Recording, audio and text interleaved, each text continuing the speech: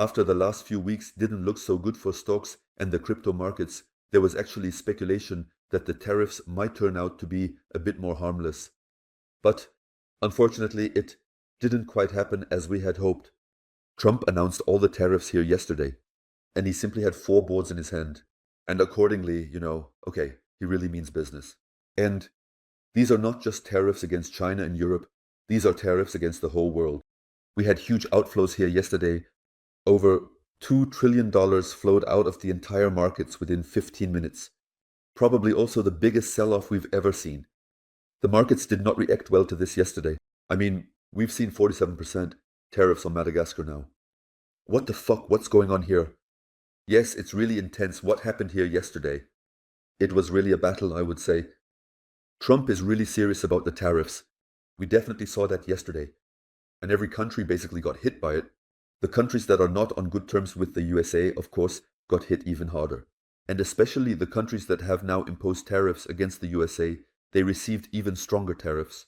It was quite important to Trump yesterday that the countries imposing tariffs against the USA receive even stronger tariffs.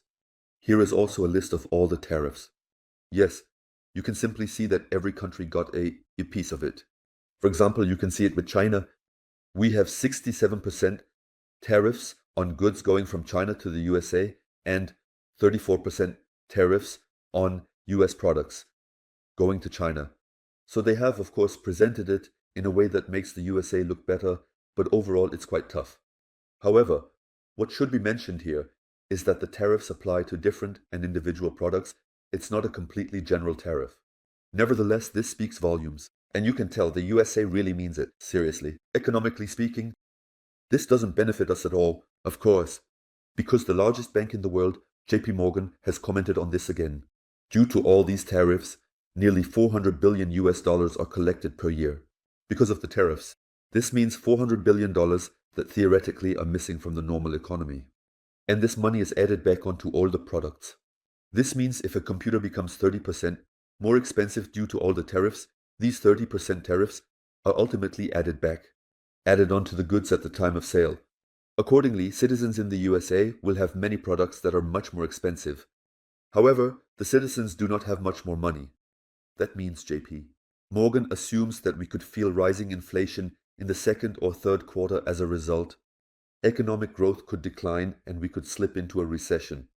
That is indeed the big problem. Because of all these tariffs, we can definitely slip into a recession much faster because economically speaking, it would be extremely noticeable. Of course, products become more expensive, but people do not generate more money and some might even lose their jobs, and so on. This is not good for the economy at all. At all. Since yesterday, we also have a recession chance of nearly 52%.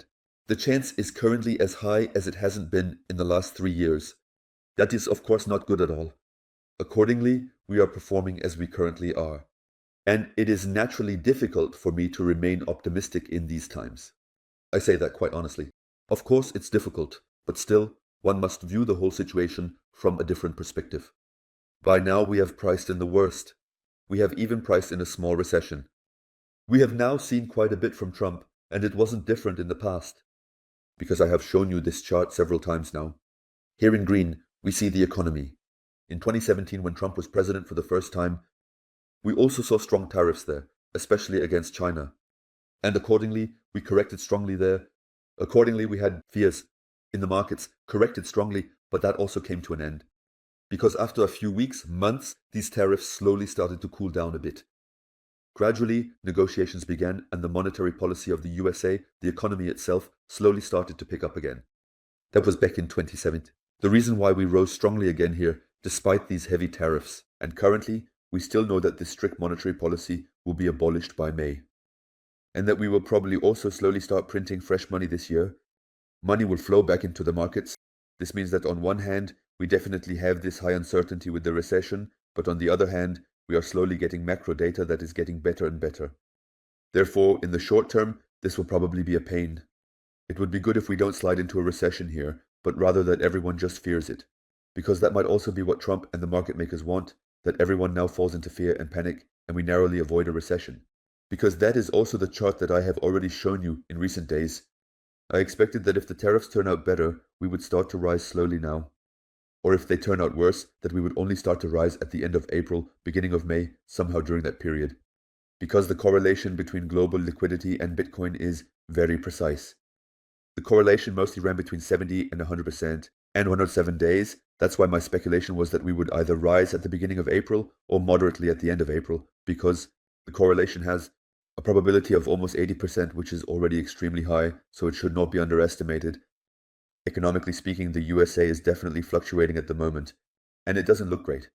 I'm completely with you on that, but we've had that in the past as well. We are slowly seeing increasing liquidity and a monetary policy that is getting better and better. From a chart perspective, it looks like this. I shared this with you yesterday, also in the publication with the groups, that we either break out properly above the $86,000, see another retest, and that we would then simply confirm this bullish tendency, or that we break out. And that would definitely be the better scenario. Unfortunately, that did not happen. We had the breakout here, went above it, but did not have a daily close, did not properly retest here. Accordingly, it currently looks more like we might go down here again, testing the $79,000 on Bitcoin. And that from there, we could see the retest and continue to rise again. At least that's what we currently see from a technical chart perspective. Unfortunately, our bullish scenario did not work out here. As we look at it from a broader perspective, we will probably revisit certain zones again. Briefly fall down again and pick up some money here. And then we can probably rise a bit again. That doesn't mean we'll go directly towards $100,000, but I mean from there. We should see a reasonable bounce again in Bitcoin, in the crypto market, because it can't just go in one direction. And while I'm currently editing the video, this news just came up on Twitter, and that's exactly what I discussed at the beginning of the video. The tariffs may look like this now, but the tariffs will encourage further negotiations, and so on. Because here you can see that Thailand is apparently in talks with the USA. Because of these 36% tariffs, this means Thailand will probably make some concessions to the USA. They will be able to reach an agreement, and then these tariffs will likely either be reduced or completely removed. And so this will probably be adjusted with each country piece by piece somehow, because the countries also partly need the USA. The USA also partly needs the other countries. In the end, the USA is also harming itself with this. I have shown it to you. We had a recession probability of almost 51%. Now it's 4 hours later, while I'm editing the video, and the probability has already decreased by 6% again, because we are now slowly seeing the first negotiations coming. And it looks quite similar to back in 2017, that we definitely get some initial fear in the markets, but in the end, in the long term, this doesn't matter here. In the long term, everything is still positive. They simply want to create a better negotiating position here. This is currently being achieved. Now it just depends on how long this strict tariff policy will be pursued. That's why, folks, in the long term, I am of course still positively inclined. In the short term, I think we might correct a bit, a few $1,000s with Bitcoin, and then we will see a bounce again initially.